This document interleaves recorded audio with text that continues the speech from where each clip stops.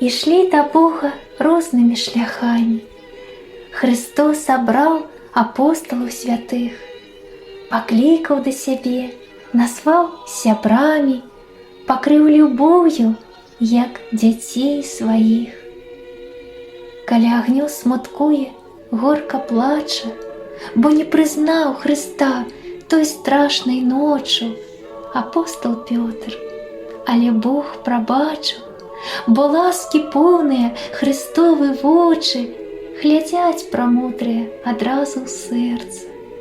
Так рыбалову простаму даецца быць каменем, на ім царква паўстане. А Павел не з 12 апостол, сцярог ён вопратку таго, хто біў Сцяпана. І хрысціянаў гнаў, але не проста Хрыста спаткаў. Бо так было наканавана аслепнуць Паўлу знешнімі вачамі, каб у душы расплюшчыліся вочы.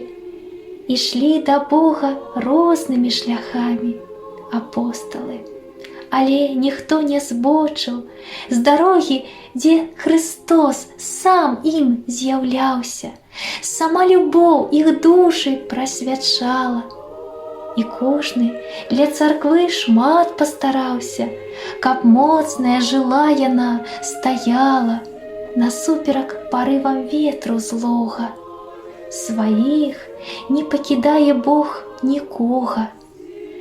І да Пятра анёла пасылае, з рук ворага з цямніцы вызваляе. І пасадзіўшы ў кош, ратуе Паўла. За ўсё яму, Хрысту, хвала і слава.